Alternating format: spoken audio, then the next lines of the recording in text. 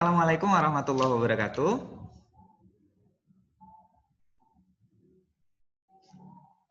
Waalaikumsalam warahmatullahi wabarakatuh.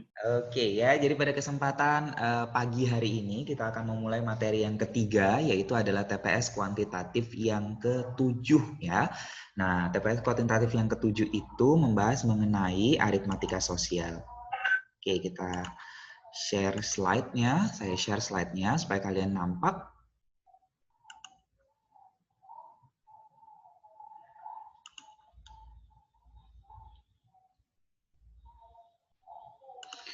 Baik ya, jadi materi aritmatika sosial ini sebenarnya sudah pernah kalian pelajari secara mendetail di SMP kelas 7 ya. Kalau misalnya saya nggak silap kurikulumnya itu adalah di kelas 7 atau beberapa juga di kelas 8, tergantung sebenarnya kurikulum mana yang dipakai di sekolah masing-masing ya.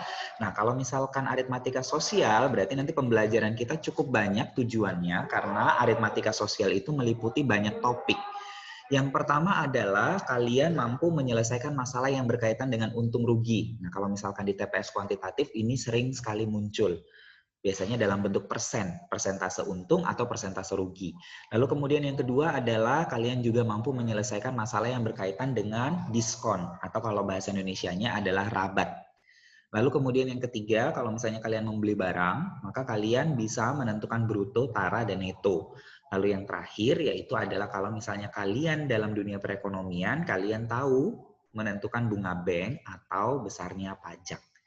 Oke, langsung saja karena ada materi kita cukup padat pada kesempatan pagi hari ini, kita akan bahas satu persatu. Kita breakdown satu persatu ya.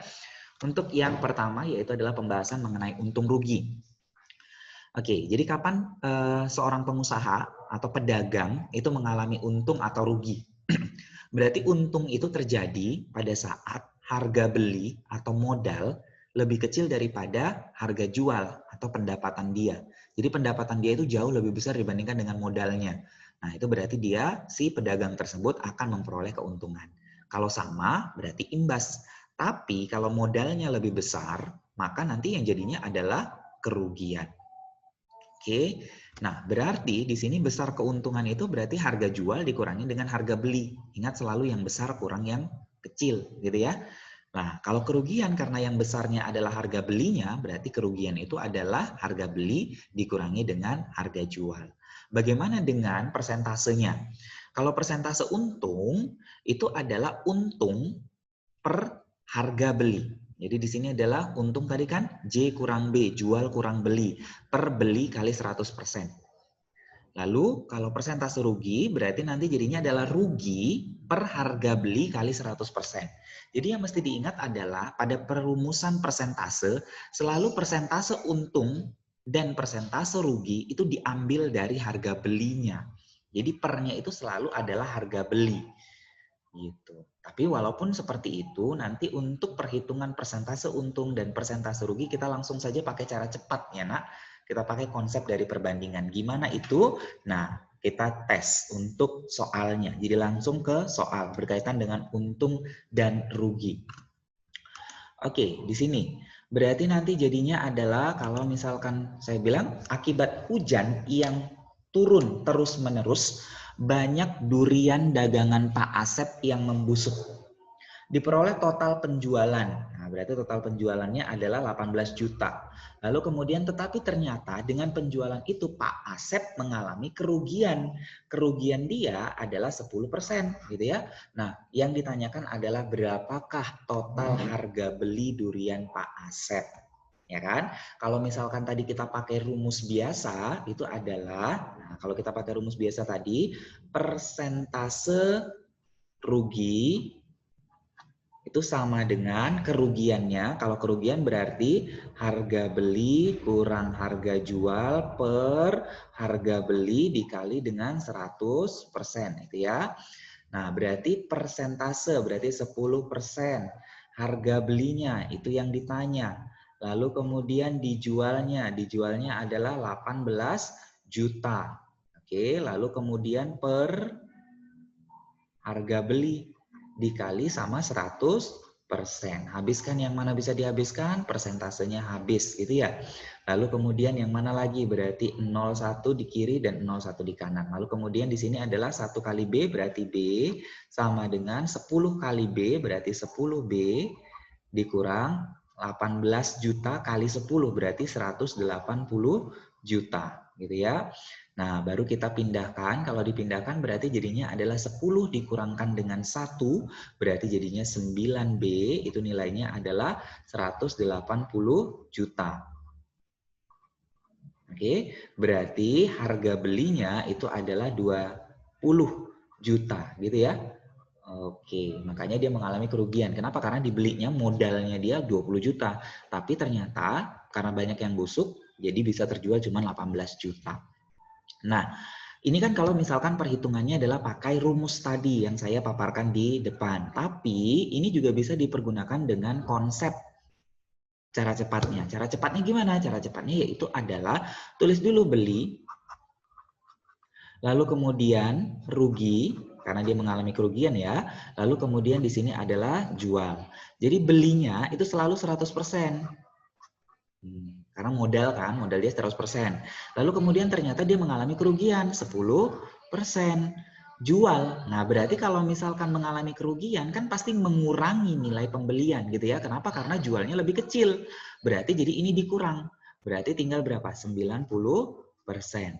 Ya. Lalu kemudian dengan harga, berarti ini X kan? X atau si B boleh. Karena itu untuk simbol beli. Ya. Lalu jualnya adalah 18 juta. Nah, pakai konsep perbandingan. Jadi ruginya ini nggak dipakai lagi. Kita bandingkan antara beli sama jual. Jadinya adalah 100% per X gitu. Sama dengan 90% per 18 juta. Udah, berarti nanti tinggal dihabis-habiskan aja. Ini habis gitu ya. Lalu kemudian ini 1 nolnya habis, boleh. Ini berarti nanti dari sini adalah ini habis kan, 1 nolnya. Ya. Lalu kemudian ini juga bisa habis, berubah menjadi 2. Kan jadinya tinggal kali, X kali 1, X. Sama dengan 2, 1, 2, 3, 4, 5, 6, 7. 1, 2, 3, 4, 5, 6, 7. Sama hasilnya, yaitu adalah sama dengan 20 juta. Jadi ini akan jauh lebih mudah. Oke, kalau misalnya kita pakai perhitungan ini, maka saya rekomendasikan kalian untuk pakai perhitungan ini saja. Kalau berkaitan dengan untung rugi. Oke, next. Supaya memperlancar ya. Yang kedua, Bu Sri belanja 100 lusin. Oke, 100 lusin. Berarti kita ingat lagi bahwa 1 lusin itu adalah 12 buah. Oke, 100 lusin buku. Yang sama dengan harga. Berarti harga 3.600.000 itu adalah harga beli. Jika dikehendaki untungnya 20%, yang ditanya adalah harga jual, tapi harga jualnya adalah per buku, bukan totalnya ya. Oke, berarti kita pakai cara yang tadi, yaitu adalah beli, lalu kemudian ini untung, lalu kemudian jual. Nah, belinya selalu 100%, untungnya 20%. Ingat kalau untung berarti menambah jualnya, karena jualnya lebih besar gitu ya, berarti jadinya 120. Jadi kalau dia untung, jualnya jadi ditambah. Kalau dia rugi, jualnya jadi dikurang. Ya. Lalu kemudian dia belinya berapa? 3.600.000. Tapi untuk 100 lusin ya, lalu jualnya X, bandingin. Oke, berarti nanti dari sini adalah 100% per 3.600.000. Oke. Sama dengan jualnya 120% per, yaitu adalah X. Maka nanti ini habis gitu. Lalu kemudian yang mana lagi bisa habis? Ini bisa habis 1 di sini gitu kan. Lalu kemudian ini bisa habis 1 di sini. Ya, berarti X kali 1 berarti X sama dengan 12 dikaliin sama 3, 6, nolnya berapa? 1, 2, 3, 4. 1, 2, 3, 4. Oke, itu dia. Ya, yaitu adalah 360.000 kali 12. Tapi apakah kita perlu mengalihkan secara spesifik? Nggak perlu. Kenapa? Karena ini adalah kita masih yang ditanyakan harga jual per buku. Berarti di situ adalah harga per buku. Harga jualnya ya, harga per buku. Berarti nanti jadinya adalah 12 dikali 360.000 per total bukunya 100 kali 12 gitu. Jadi kan bisa habis. Ya kan? Berarti nanti tinggal dihabiskan aja. Maka hasilnya adalah sama dengan 3.600. Maka jawabannya adalah yang D. Oke? Oke, next. Nomor 3. Nah, dari hasil dagangannya, Pak Agung memperoleh keuntungan 20%. Ya, lalu kemudian oleh Pak Agung 25% dari siapa? Dari keuntungan disumbangkan ke Yayasan Mulia. Jika dana yang diterima Yayasan Mulia adalah 5 juta, harga belinya berapa? Oke. Nah, kalau ini lebih mudah lagi. Nah, kenapa? Karena untungnya udah dapat kan 20%, berarti 20 per 100 kali dari siapa? Dari keuntungan. Untungnya itu dia mengharapkan berapa? 25% dari harga beli. Oke, nah itulah yang diterima oleh si Yayasan Mulia yang besarnya adalah 5 juta. Oke, habiskan yang mana bisa dihabiskan. Ini berarti jadinya adalah 1/5, ya kan? Ini jadinya adalah 1/4. Udah, berarti nanti B kali 1 kali 1 ya berarti B sama dengan, ini berarti 20. 20 dikalikan dengan 5 berarti ini dia. Berarti modalnya itu adalah 100 juta bola. Saya jadi 2 baris selesai gitu. Oke, itu adalah mengenai untung dan rugi. Next, kita lanjut untuk materi yang kedua yaitu adalah diskon. Nah, biasanya kalau misalkan diskon ya kita berbelanja, nah pasti kan nanti di situ misalnya ada akhir tahun misalnya atau mau lebaran misalnya. Nah, berarti itu kan ada diskon besar-besaran, big sale ya kan. Nah, berarti yang diperlukan konsumen itu adalah harga setelah diskon. Biasanya ada beberapa orang yang mencari diskonnya dulu, berapa besarnya, baru kemudian harga awal dikurangin sama diskon. Nah, itu kan berarti 2 langkah ya. Nah, kalau di sini langsung saja sebenarnya. Jadi kalau misalkan diskonnya adalah 20%, maka harga setelah diskon itu adalah 80% kali harga awal. Nah, dari mana 80%? Dari 100% dikurangin sama 20%. Yaitu adalah dikurang sama persentase diskon. Nah, kalau misalnya diskon ganda, misalnya ada belanja di supermarket, ya kan? Atau misalnya belanja di toko baju, misalnya. Nah, itu diskonnya sering ya, 70 plus 20 gitu. Berarti kan diskonnya ganda. Nah, berarti kalau misalkan diskon ganda itu, kalau misalnya 70% plus 20% diskonnya, apakah itu sama dengan 90%? Tidak. Enggak, Sir. Enggak sama sebenarnya. Nah, ini yang akan kita peroleh di diskon ganda. Jadi kalau diskon ganda itu adalah besar diskon di sini ya. Besar diskon ganda itu adalah persentase dari diskon pertama dikali harga awal ditambah 1 kurang persentase diskon yang pertama tadi dikali dengan diskon kedua baru dikalikan dengan harga awal. Untuk lebih jelasnya saya buat di sini. Oke, sebuah buku harga awalnya itu adalah 80.000 gitu ya. Lalu kemudian katanya adalah buku itu didiskon 2 kali. 20 plus 10. Maka yang ditanyakan adalah harga buku setelah diskon. Nah, kalau harga buku setelah diskon, diskonnya ganda, berarti nanti kita harus tahu berapa besar daripada diskon. Bisa sih sebenarnya pakai langkahnya pertama kita hitung dulu 20% dari 80, lalu kurangkan nanti 80 kurang hasilnya, lalu kemudian kita kalikan lagi dengan 10%, lalu kurangkan lagi. Tapi kan stepnya banyak. Ya, nah ini stepnya hanya 1 langkah, yaitu adalah gimana? Ini kan berarti diskon pertama 20%, berarti 20 per 100 dikali harga awalnya 80.000, saya kurangin ya, ditambah 1 kurang diskon yang pertama, berarti tinggal berapa? 80%, ya kan? Karena 1 kurang 20%, 1 itu 100%, dikali sama diskon kedua adalah 10% dikali harga awalnya adalah 80.000. Udah, gitu dia besar diskonnya. Tinggal sederhanakan saja. Kalau disederhanakan berarti ini habis nih, berarti 16.123, 16.000 ya. Ditambah dengan ini 4 nolnya habis. Berarti 8 kali 8 berarti nilainya adalah sama dengan 64, lalu nolnya 2, berarti 6.400. Maka jadinya adalah 16.000 tambah 6.400, nilainya adalah 22.400, benar ya?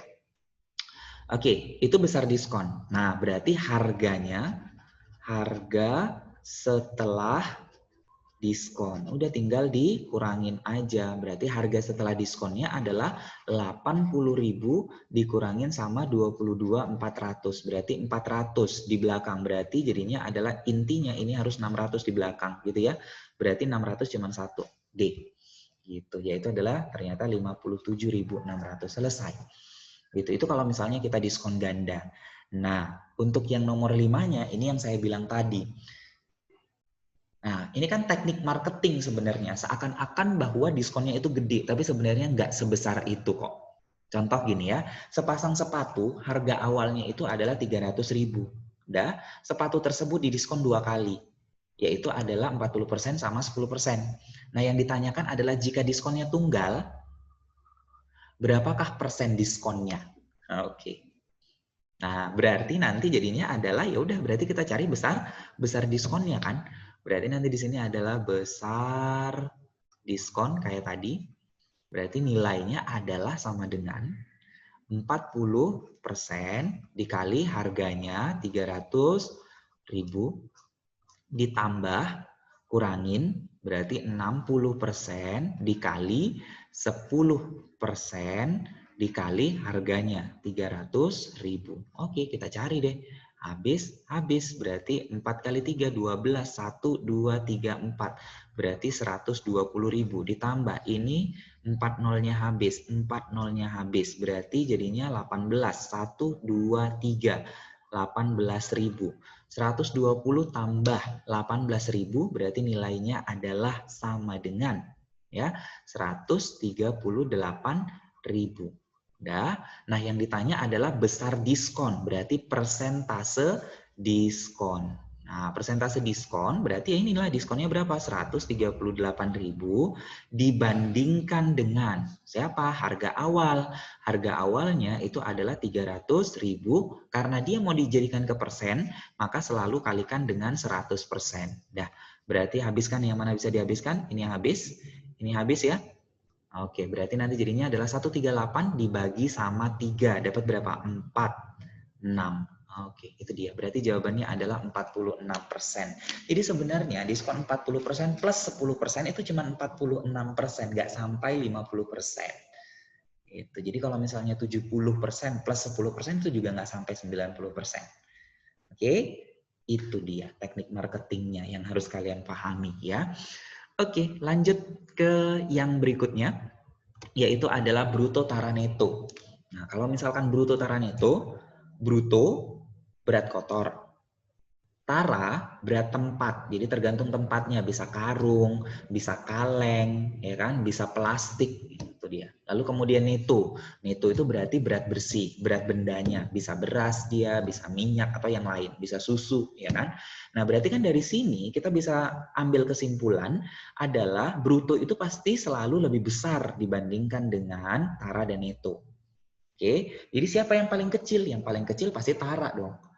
Ya, tara, lalu kemudian neto, lalu kemudian bruto. Bruto adalah yang paling besar. Berarti bruto itu adalah tara tambah neto. Lalu tara, bruto kurang neto, dan seterusnya. Oke. Nah, kalau misalkan berkaitan dengan bruto tara neto hanya tinggal penjumlahan dan pengurangan. Oleh karena itu, contoh yang saya sajikan itu agak lebih menantang, yaitu adalah seperti ini. Oke. Nah, katanya adalah 2 karung terigu masing-masing beratnya adalah 15 kilo sama 25 kilo. Pada masing-masing karung tersebut terjadi penyusutan yang besarnya berturut-turut adalah 20% sama 2,4%. Jika isi kedua karung tersebut digabung, maka yang ditanyakan adalah persentase penyusutan isi. Berarti kan kita perlu tahu persentase penyusutan, ya kan? Berapa persen penyusutannya? Nah, berarti kalau misalnya persentase penyusutan berarti besar penyusutan. Besar penyusutannya ya berarti tadi 15 kilo dia penyusut 2% ya. 2 per 100 dikali sama 15 ditambah penyusutan kedua 2,4. 2,4 per 100 dikali sama 25 kilo per total. Totalnya kan dia digabung. Berarti 15 tambah 25. Karena mau disajikan ke persen maka kalikan dengan 100%. Seperti biasa. Dah, maka habiskan seperti biasa juga. Berarti nanti dari sini habiskan yang mana bisa dihabiskan. Ini bisa habis ya. Sama-sama bagi 5. Kalau bagi 5 berarti di sini 3. Lalu kemudian di sini berapa tuh? 20 ya. 20 lalu kemudian 2 sama 20 jadinya adalah 10. 3 per 10. 3 per 10 0,3 ditambah. Ini juga bisa habis 4. 2,4 bagi 4. 6. 0,6 ya. Per 15 tambah 25, 40 kali 100%. Oke, berarti nanti dari sini 3 per 10 tambah 6 per 10 berarti 9 per 10. 9 per 10 kali 40 karena bawahnya ada 40. Kalikan dengan 100%. Habiskan, ini habislah semua. Berarti tinggal 9 bagi 4. 9 bagi 4 dapat berapa? Dapat 2, kan? 2 seperempat. 2 seperempat itu adalah 0,25. Berarti 2,25%. Berarti jawabannya adalah B. Oke? Itu ya, jawabannya B. Oke, bunga bank. Bunga bank itu adalah merupakan jasa yang diberikan pihak bank kepada nasabahnya karena menabung di bank tersebut. Jadi bunga bank itu tergantung banknya masing-masing. Oke, nah biasanya kalau soal TPS itu berkaitan dengan berapa sebenarnya modal dia di awal, tabungan dia di awal kalau dalam bentuk tabungan, atau berapa tabungan dia di akhir dengan bunga yang diberikan. Gitu ya. Jadi perhitungannya tentunya logikanya sebenarnya adalah ya berarti tabungan akhir itu adalah tabungan awal tambah bunganya. Nah sekarang logikanya untuk bunga berarti kan itu artinya bahwa bunga itu sama dengan tabungan awal dikali dengan berapa persen bunganya dikalikan dengan berapa lama dia. Jadi kalau misalnya 2% per tahun, lalu dia nabungnya berapa? 2 tahun, ya berarti kali 2. Tapi kalau misalnya nabungnya nggak sampai 1 tahun, jadinya dibagi ya. Berarti misalnya dia berapa? Misalnya adalah 8 bulan. Persentase bunganya 2% per tahun, berarti ya 8 per 12, di mana 1 tahun itu sama dengan 12 bulan. Contohnya kayak gini nih, si Ariana mendepositokan uang di sebuah bank BUMN, setelah 9 bulan jumlah tabungan depositonya bertambah menjadi 9.010.000. Jika suku bunga tabungannya adalah 8% per tahun, lihat ya, ada terjadi perbedaan satuan. Di sini nggak nyampe setahun, di sini masih 9 bulan. Lalu persentase bunganya per tahun, tentukan tabungan awal. Oke? Nah, berarti ya udah, berarti tabungan awalnya, tabungan akhir berapa? Tabungan akhir yang 9 bulan tadi itu adalah 9.010.000. Sama dengan modal awal gitu ya, ditambah dengan bunga. Ya berarti bunganya adalah 9 per 12, itu lamanya, 9 bulan bagi 12 bulan, dikali dengan persentasenya 8 per 100. Oke, dikali dengan tabungan awal. Itu yang belum diketahui juga. Bisa ya, ini adalah perhitungan dari siapa? Perhitungan daripada bunga. Oke, nah berarti nanti dari sini menjadi ini habiskan dulu, saya menghabis-habiskan yang mana yang bisa dihabiskan ini. Ini ke sini bisa bagi 4 ya. Kalau bagi 4 berarti nanti di sini adalah 2. Lalu kemudian di sini berarti jadinya adalah 4 gitu. Bagi berapa tadi? 4 ya. 3 ya berarti. Lalu kemudian mana lagi? Ini ke atas berarti 3. 2 ke 100 berarti 50. Berarti nanti jadinya adalah 3 per 50. Oke, berarti jadinya yang di sini 3 per 50 benar. MO berarti 1 tambah 3 per 50. Oke, itulah nilainya yang 9.010.000. Nah, 1 tambah 3 per 50 itu nilainya adalah 1 itu 50 per 50 berarti 53 per 50 gitu ya. Lalu kemudian di sini dikaliin sama NO Baru di sini adalah 9.010.000. Nah, ingat bahwa TPS itu pasti soalnya sudah disetting, ya kan? Nah, kalau misalnya sudah disetting, berarti nanti ini bisa habis nggak dengan yang ini? 53.